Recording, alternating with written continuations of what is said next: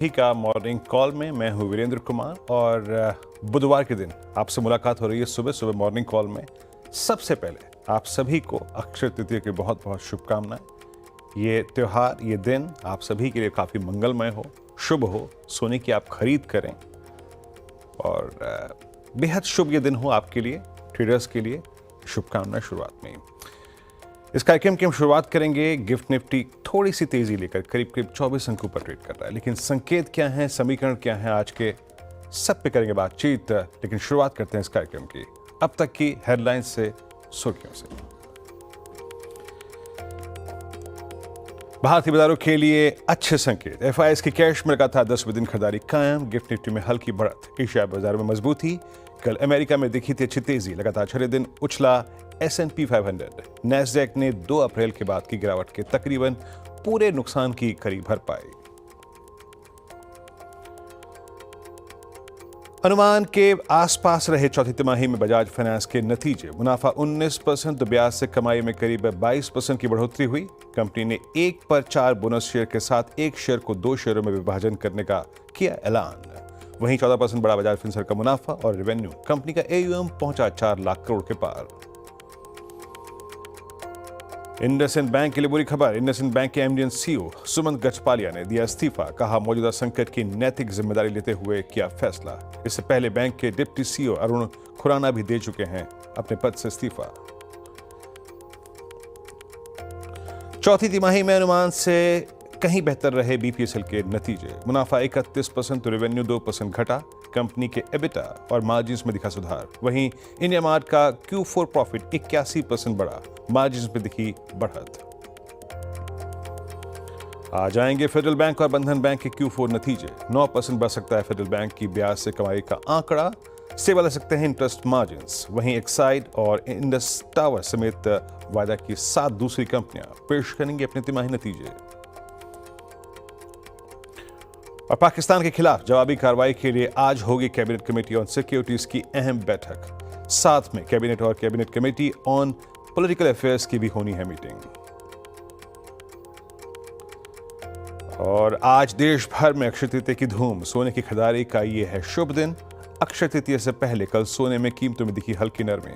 95,400 रुपए के करीब पहुंचा 10 ग्राम का भाव।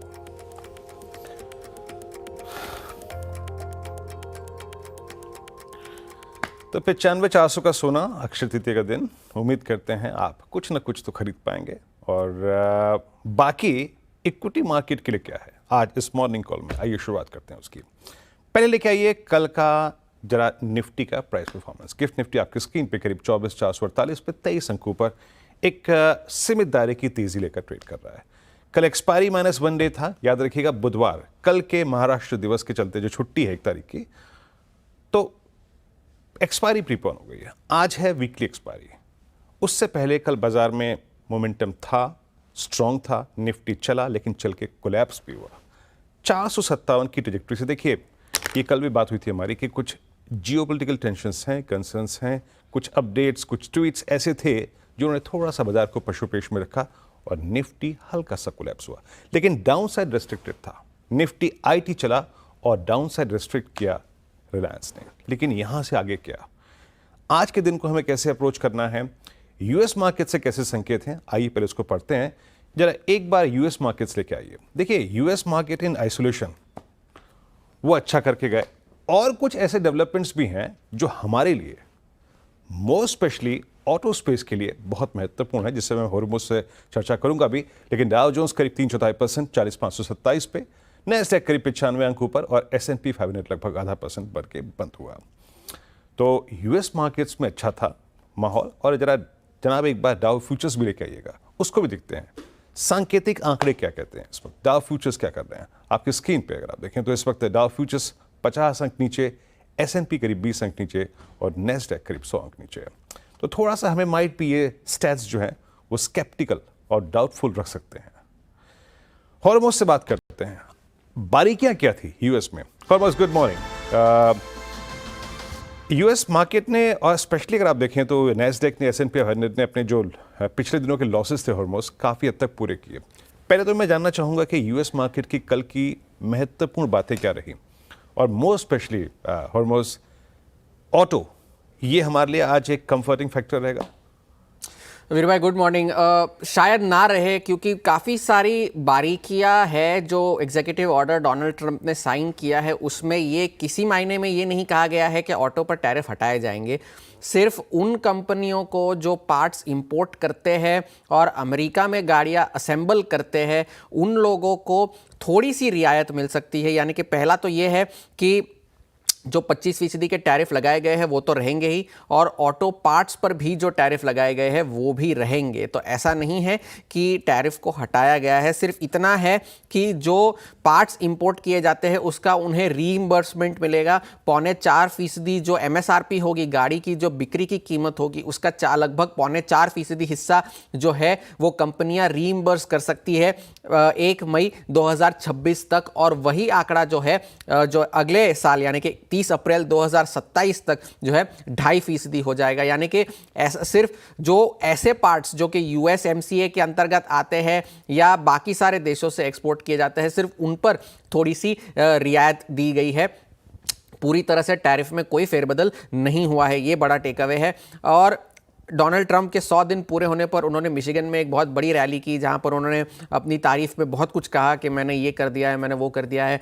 टैरिफ को लेकर भी बहुत सारे बयान दिए उन्होंने। साथ ही साथ ये भी कहा कि बहुत सारे billions and trillions of dollars हमारी अर्थव्यवस्था में आएंगे। कंपनियों ने निवेश के लिए जो है वादे किए हैं हमसे।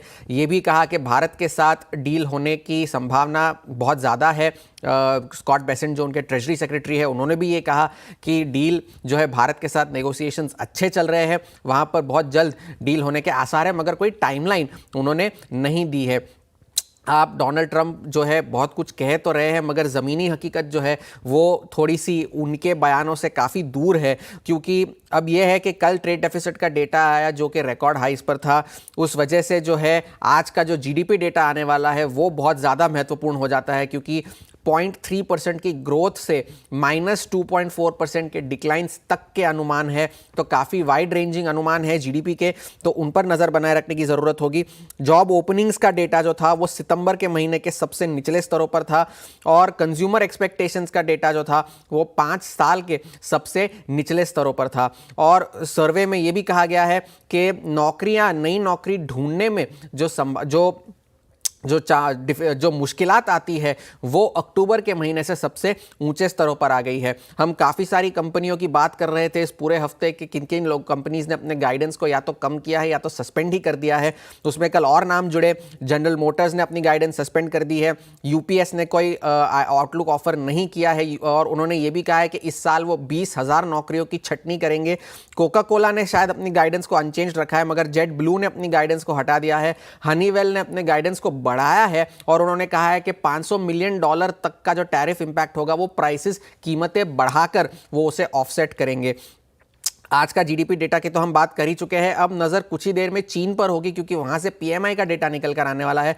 रॉयटर्स के हवाले से यह खबर आई थी कि उन्होंने US से जो इथेन का जो आयात किया जाता है उस पर टैरिफ जो है वो हटा दिया है। ये रॉयटर्स के हवाले से खबर है, इस बात पर अभी तक कोई आधिकारिक ऐलान जो है वो नहीं हुआ है। तो ये सारा मामला है। हैंडओवर आप स्क्रीन पर देखेंगे तो ग्रीन है, मगर इतना ध्यान रखिएगा कि आज और अगले 2 दिनों में काफ़ी सारा डेटा जो है, बहुत महत्वपूर्ण डेटा आने वाला है, तो इस वजह से आज फ्यूचर्स जो है वो थोड़े से कॉशियस है। हॉर्मोज ने जैसे कि बताया कि शायद थोड़ा सा आज डेटा फ्लो जो है वो महत्वपूर्ण है। GDP के आंकड़े आने हैं, चाइना के PMI के स्टैट्स आने हैं, और बस बहुत संक्षेप में बताइएगा। मेरे लिए आज की तारीख में जो डाउन साइड रेस्ट्रिक्ट कर रहा है वो है निफ्टी IT। मैं नेस्डेक की प्राइस परफॉर्मेंस को कैसे मान के चलूं, और सिंस अभी GDP के आंकड़े आने हैं, नेस्डेक पे क्या आउटलुक बन रहा है इस वक्त संक्षेप में? GDP के आंकड़े आने हैं, उस वजह से नैस्डैक पर तो नजर रखिएगा, क्योंकि अगर एक रिसेशन का खतरा जो बनता है उस वजह से अगर एक नेगेटिव GDP आती है तो एक नेगेटिव रिएक्शन तो आना ही है, और उस वजह से IT के शेयरों पर खास करके नजर रखने की जरूरत होगी, क्योंकि बिग टेक के भी नतीजे आएंगे। एप्पल, Amazon, मेटा और माइक्रोसॉफ्ट, इनके नतीजे आएंगे 2 दिनों में। उस वजह से नैस्डैक के फ्यूचर्स आज थोड़ा सा अंडर परफॉर्म कर रहे हैं। जी हाँ, और देखिए मैं इसलिए पूछा था ये हॉर्मोज से प्रश्न, क्योंकि हमारे पास एक दिन की छुट्टी भी है, तो हमें तालमेल बिठाना पड़ेगा। निफ्टी IT उसी के लिए अकॉर्डिंग रिएक्ट भी करेगा, क्योंकि निफ्टी IT ने कल हमारे डाउन साइड को रेस्ट्रिक्ट किया था जब हम कल कोलैप्स कर रहे थे।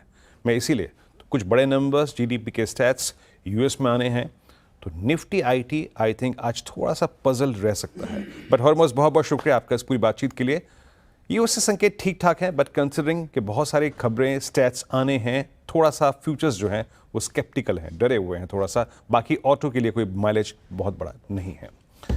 अब आपकी स्क्रीन पे गिफ्ट निफ्टी बैकफुट पे है, 14 अंक नीचे है। देखिए, पहली चीज, चाहे वो यूएस हो चाहे हमारे खुद के स्टैट्स हों, पहली चीज ये है कि एक जियोपॉलिटिकल टेंशन हमारे इर्द गिर्द, हमारे सामने, हमारे पीछे हर जगह खड़ी हुई है।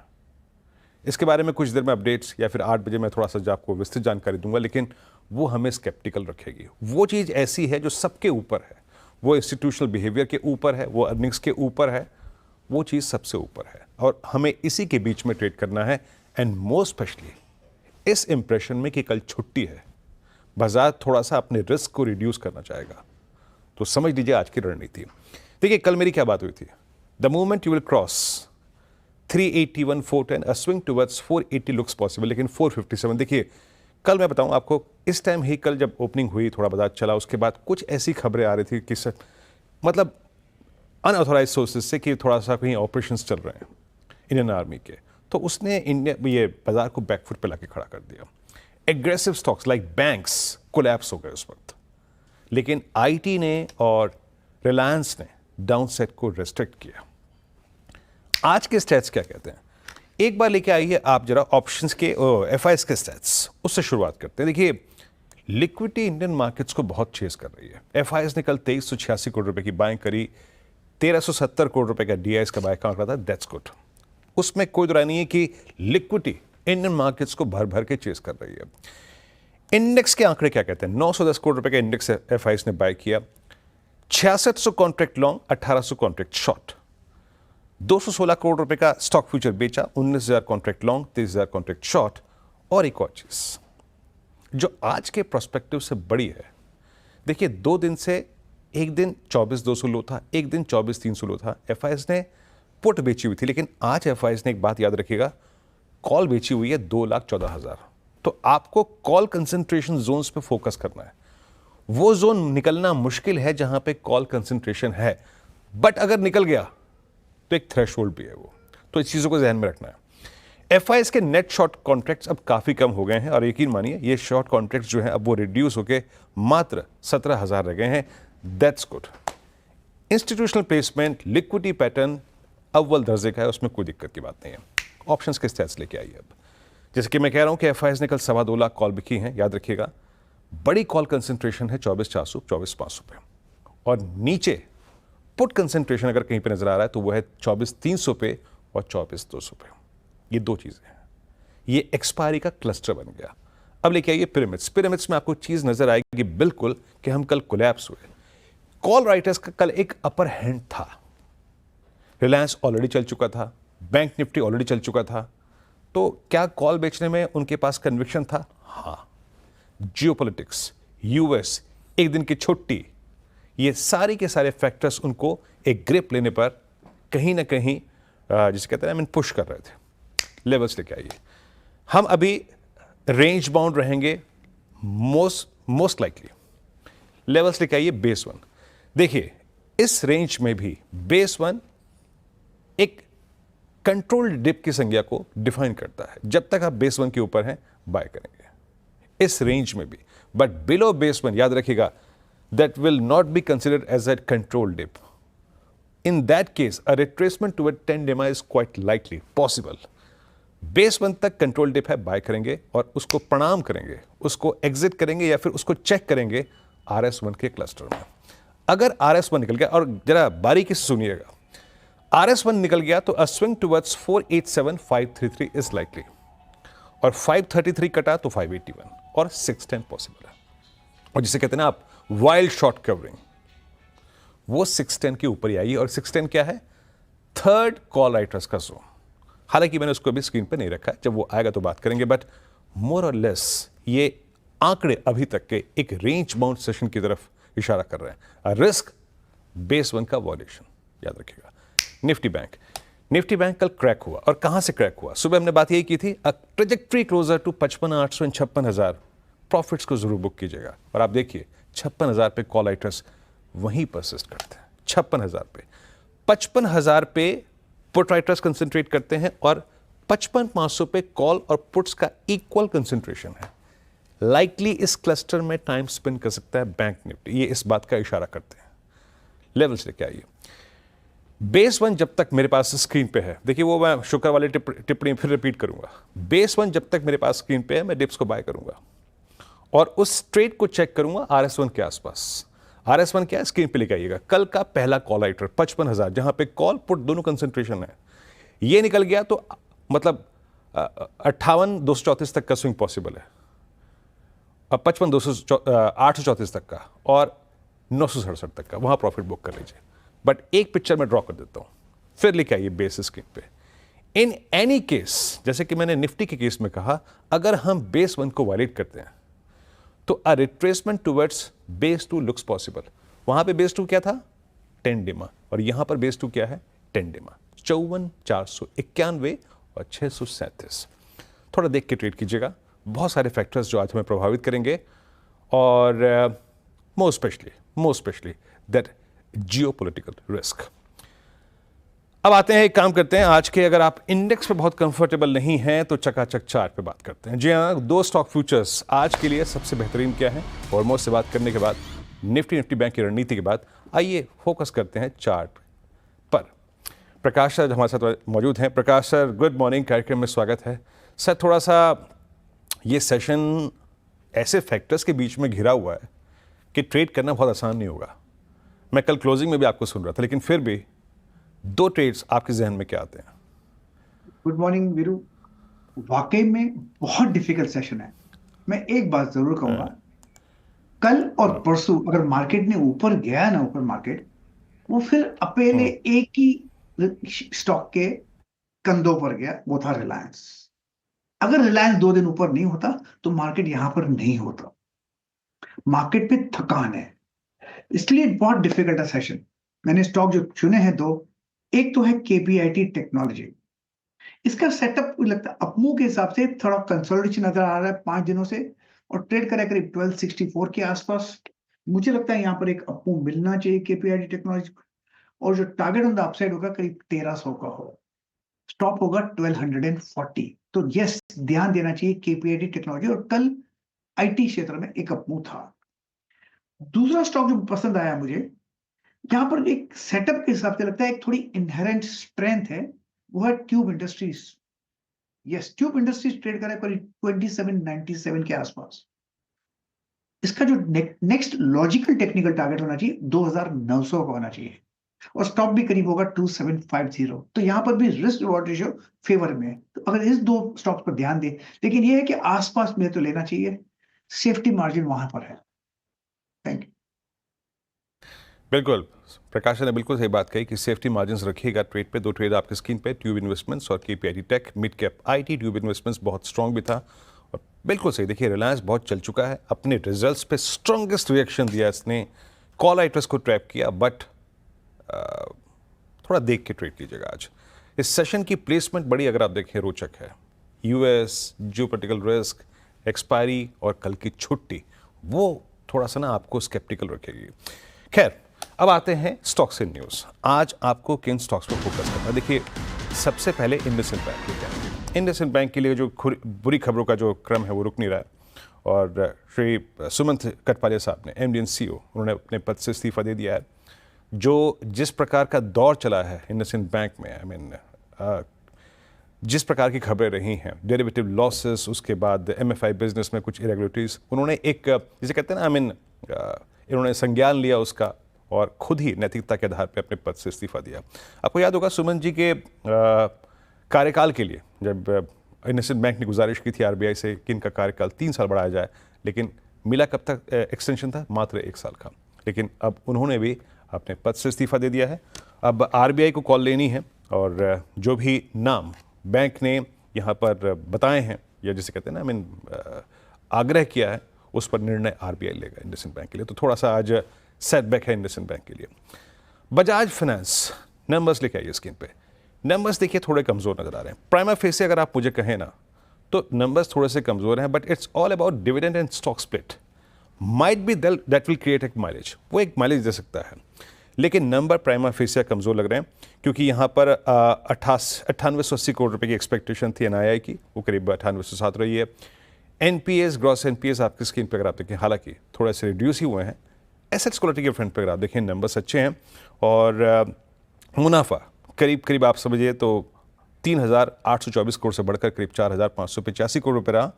और भाई थोड़े नंबर कमज़ोर हैं, लेकिन याद रखिएगा बोर्ड ने एक शेयर को 2 शेयर रुपए बांटने की यहाँ पर मंजूरी दी है और एक शेयर पर 4 बोनस शेयर इसकी मंजूरी है। तो ये वो फैक्टर है जो माइट भी बजाज फाइनेंस को आज ड्राइव करे।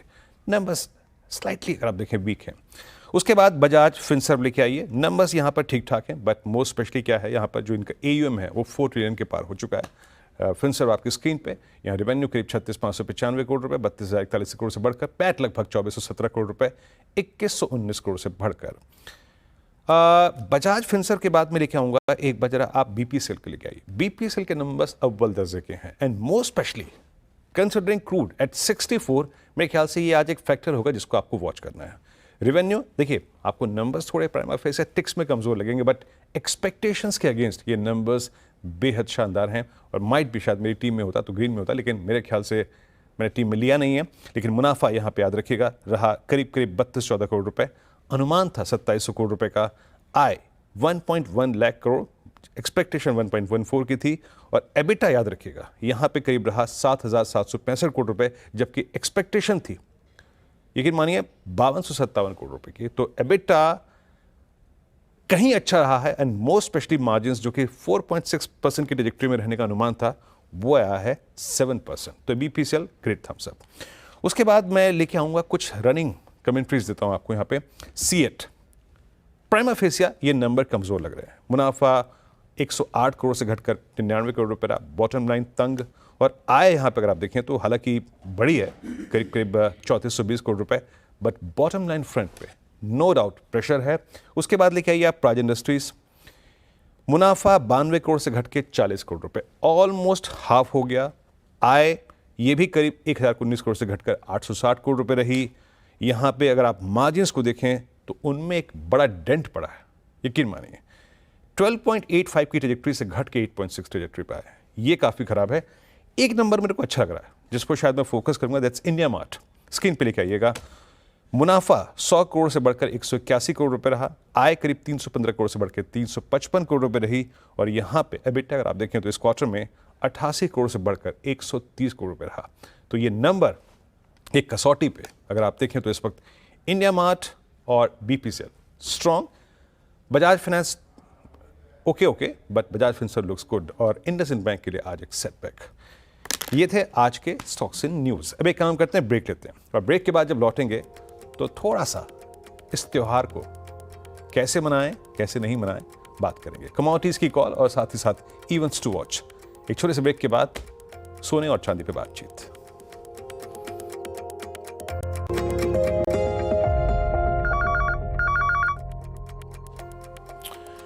स्वागत है मॉर्निंग कॉल में एक बार फिर से आपका। ब्रेक से पहले हमने तमाम चीज़ों को टटोला, US, Nifty bank, stocks in news और इवेंट्स टू वॉच।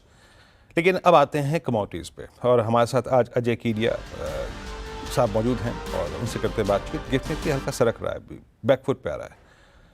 सर नमस्कार, कार्यक्रम में स्वागत है और आप सबसे पहले आपको अक्षय तृतीया की बहुत बहुत शुभकामनाएं। ईश्वर करे ये दिन आपके लिए काफ़ी मंगलमय हो, आपके क्लाइंट्स बेस के लिए, आपके जितने भी दर्शक हैं सबके लिए बहुत बहुत मंगलमय हो।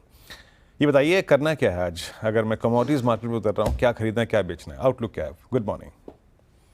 नमस्कार कृष्ण जी।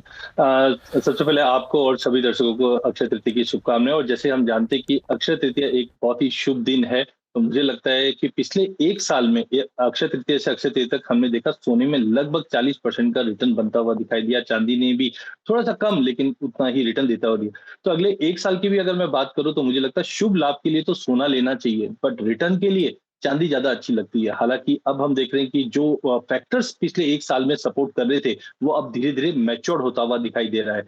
तो बिल्कुल अगर हम इंट्राडे के पॉइंट ऑफ व्यू देखें, आज बड़ा दिन जरूर है, बट आज सोना थोड़ा मुझे सस्ता होता हुआ दिखाई दे रहा है। जिस ढंग से यूएस और चाइना के बीच में जो टेंशन है वो धीरे धीरे कम हो रहा है, तो प्राइजेस 2-3 दिनों में मुझे लगता है कि एक कूल ऑफ होता हुआ दिखाई दे रहा है। तो यहाँ पे 96,000 के करीब सोने को बेच के चलना चाहिए। 94,800 तक का लेवल मिलेगा। चांदी एज ऑफ नाउ थोड़ी सी स्टेबल एक रेंज में जरूर है, बट मुझे लगता है 98,500 के ऊपर सस्टेन करती हुई नहीं दिखाई दे रही। इसी को देखते हुए 98,500 पे बेचना है। 96,850 तक का टारगेट मिल सकता है। तो आज सोना चांदी थोड़ा सस्ता जरूर होता हुआ दिखाई देगा अक्षय तृतीया पे। सोना चांदी कोई और कमोडिटी जिस पर नजर रखने? सोना चांदी तो आज अगर आप देखें आपका सेल साइड पे है। बिल्कुल मुझे लगता है कि कच्चा तेल और बेस मेटल में कॉपर, ये दो कमोडिटी पे ध्यान रखिए। कच्चे तेल में जिस ढंग से हम देख रहे हैं कि 2025 ओवर सप्लाई के लिए जाना जाएगा। ओपेक की बैठक भी है मई में, लेकिन सप्लाई अच्छी है। EIA सबके जो आउटग्रोथ आए हैं उसमें कमी है, जिसकी वजह से कच्चे तेल में कंटिन्यू गिरावट है। तो ब्रेंट मुझे लगता है 62 62.5 पे जाके सपोर्ट लेगा। अगर डोमेस्टिक मार्केट की बात करें तो मुझे लगता है 50 to 50 पे बेच के चलना चाहिए। 51.20 का टारगेट रहेगा। कॉपर में भी एक रेंज बाउंड एक्टिविटी बन रही है, बट 850 का बहुत स्ट्रॉन्ग सपोर्ट बन चुका है। तो 851 पे लेके चलिए 856 के टारगेट के लिए। चलिए अजय जी, बहुत बहुत शुक्रिया आप इस कार्यक्रम में शामिल हुए। आपकी स्क्रीन पे सेल क्रूड और यहाँ पे गोल्ड सिल्वर दोनों पे सेल कॉल है। बहुत बहुत शुक्रिया आप इस कार्यक्रम में शामिल हुए और एक बार फिर से आपको अक्षय तृतीया की शुभकामनाएं।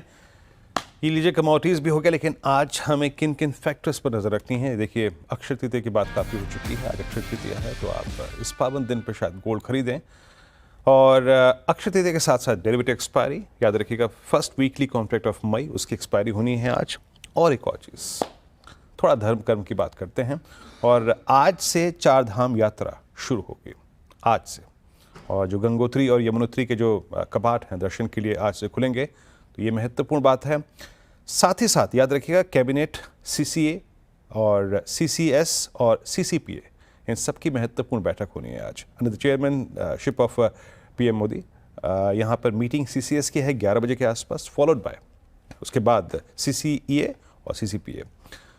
उसके बाद अगर आप थोड़ा सा इस चीज़ का सेंस लेना चाहते हैं कि आपके पोर्टफोलियो में क्या है, किसके किसके नंबर ड्यू हैं आज, तो याद रखिएगा बंधन बैंक, एक्साइड, फेडरल बैंक।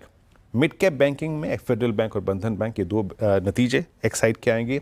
और एक Indus towers, IOC, JSPL, Phoenix mill, Sona BLW और वरुण बेवरेजेस, ये अपने तिमाही नतीजे आज पेश करेंगे। बहरहाल ये था आज का इवेंट्स कैलेंडर। आपकी स्क्रीन पे गिफ्ट निफ्टी बैकफुट पे आता हुआ 50 अंक नीचे, सुबह खुला था ग्रीन और करीब करीब 26 अंक ऊपर, और अब 50 अंक नीचे। तो मैं जो कह रहा था ना कि कल महाराष्ट्र दिवस के उपलक्ष्य पे छुट्टी है गुरुवार को, उसके चलते एक्सपायरी जो थी वो हल्की सी प्रीपोन हुई है। तो बाजार उस फैक्टर को भी कहीं ना कहीं याद रखिएगा, थोड़ा सा उस पर रिएक्ट करेगा। आपकी स्क्रीन पे गिफ्ट निफ्टी बैकफुट पे। खैर इस कार्यक्रम में इतना ही, एक छोटा सा ब्रेक, और ब्रेक के बाद सीधा सौदा यतीन और मैं लेके आएंगे अपने 20 स्टॉक्स की टीम। छोटे से ब्रेक के बाद हाजिर होते हैं।